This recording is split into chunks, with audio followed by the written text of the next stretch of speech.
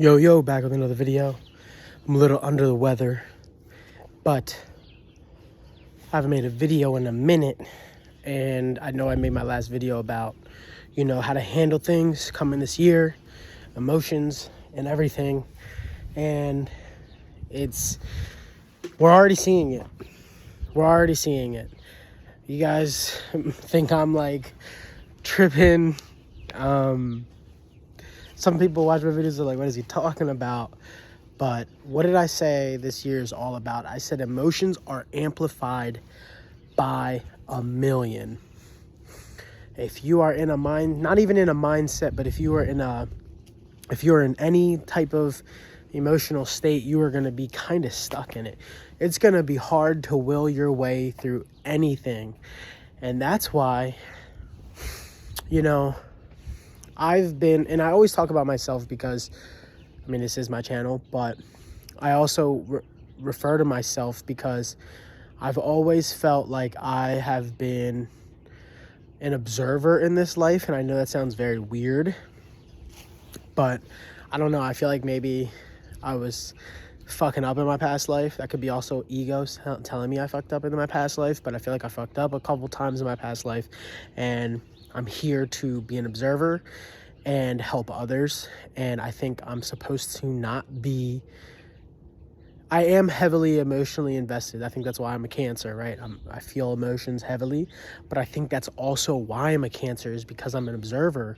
And I feel like I'm supposed to balance the two. And that's why I feel like in my life, I've never been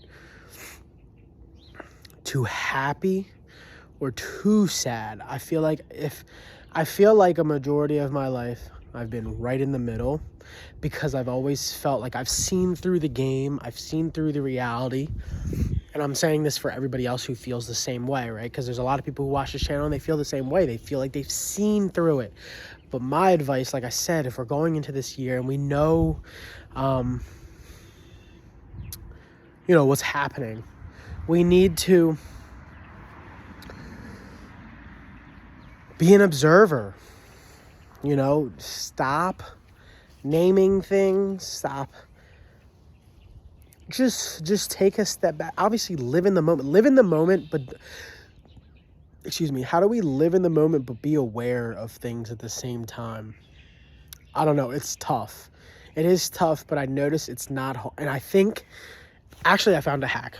I'm not going to say it's tough. It is tough, but you need to turn off your subconscious brain so let's say we're having an interaction.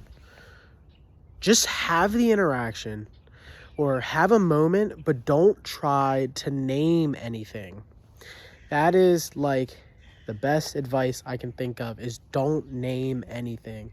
And I notice that what helps me is to keep things ambiguous so that you don't put your mind in a frenzy, because I think our minds are always trying to decipher every moment.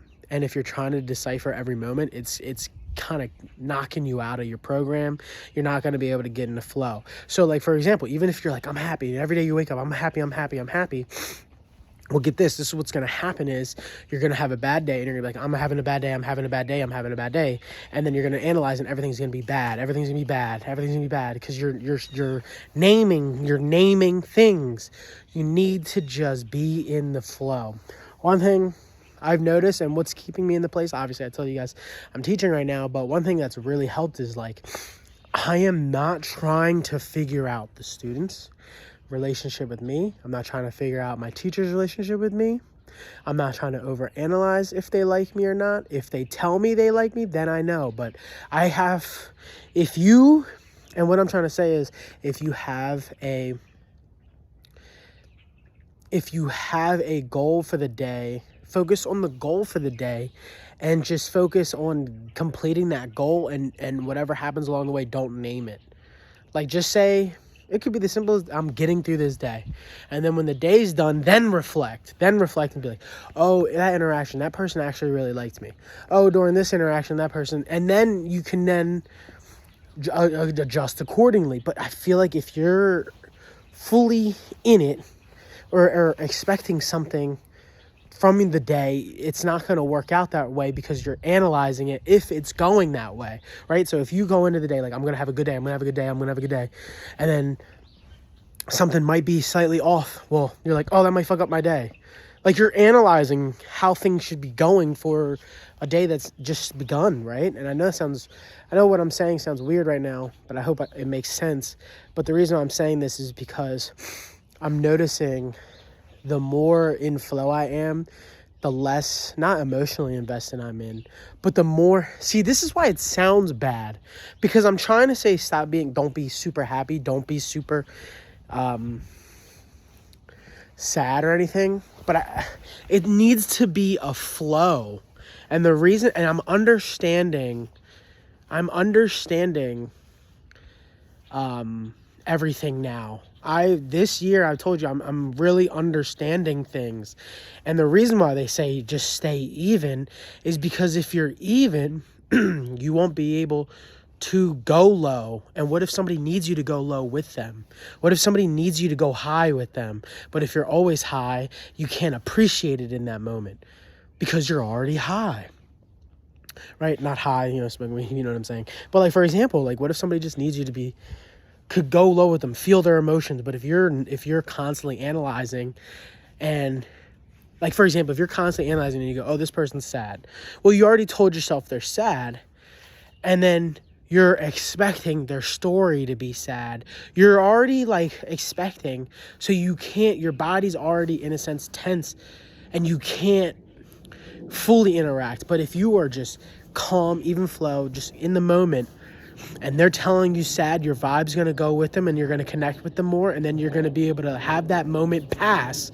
You're going to be able to sad, you're going to be in the moment, lock in with them, and then you're going to be able to bounce back and then say, hey, we're going to take it to the next moment, we're going to do this, XX. But if you're constantly, oh, I'm happy, I'm sad, you can't ever be fully invested.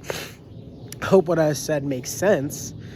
But that's really what I'm learning this year. And that's why I said this year is all about 7. It's all about things, emotions. It's all about goals and things like that. And I think what would really help is if, I know, and it's going to sound corny, but like, I mean, I'm realizing that like, for example, like somebody even said to me, this is how you know synchronicities. I don't even know if they're real, right? It's just your universe, working out for you because you're staying in the middle. But if you're constantly expecting things and not doing anything, then nothing's going to work, right? So all my life, I've never expected anything. I never knew I was going to have a house. I never knew what my job is going to be. I never knew anything. I've literally never known what I wanted to do. My mom was just randomly, and it's funny because this is how a roundabout way of people telling you they're proud of you, right? Like my mom randomly the other day was like, Brandon never knew what he wanted to do. Brandon never knew what he wanted in his life, anything. And it's all working out. And the thing is, you can't stress what you can't. The thing is, it is already done. You just are fighting against the flow of things. You just need to go with the flow, because if you go with the flow, then you're able to live. I feel like I'm really realizing that right now. Right? And not on some corny shit like things are working out for me, but I'm just saying, like, how can a person who never ever thought about anything, things work out? And then you have people who, see, that's like one of all the rages, that there's people who are wealthy. That's why I say wealth, it doesn't matter, man. You see it all over Twitter and social media, right? And it's like the one main big topic is, people making a lot of money, have homes, properties, but they're struggling in relationships and other things. And it's like, because it already goes with the thing. They think they got the things, so now other things should come to me. But the thing is, when you live in like that, everything I just said in the video applies to that person. They just expected everything to come to them. When you don't expect, that's when things come. I hope that makes sense. The desires are killing us, man. I'm telling you. If you just don't want for nothing, everything will come. Everything will come when you don't want for nothing. I know it sounds crazy. I'm like, really? But it really is true. Everything will come, because everything then is, because like I said, everything will be enjoyable. Experiences will be enjoyable. And moments with people will be enjoyable when you don't expect anything, when you have no desires, you just living life vibing. Every moment is funner. Every moment is even funner. The dumbest moments are more fun. You just gotta just take a deep breath, relax. But I'm telling you, man, and I'm seeing it because we're getting closer to that age. That's my last thing. I'm seeing a lot of people, they're closer, which is why I hate this argument. I'm gonna sound like a boomer here, but you know, people always say like, oh, I'm glad I didn't have kids. I'm 50 and I can do what I want. If life were the way, I get it, capitalism, all types of things. But if life were normal and you could have had kids and had a home or whatever, 18, 19, guess what? Your kids would have been 30. Or you would have been 30 some and you would have been closer to 40 and your kids would have been already out the house. And guess what? You're still 50 doing whatever you wanted. So that argument is stupid. All right. But we're seeing, of course, there's a truck behind now. But I'm done the video anyway. But we're just seeing this epidemic of capitalism. Like, for example, I was just seeing this. Remember I was telling you everything is trying to create this like an existential like crisis, right? And it's super targeted to the young adults. They don't give a fuck about nothing. But like literally I was scrolling on something and there was like a reward for a popular Valorant, the game every little kid's playing, right? And it was like doom scrolling emote.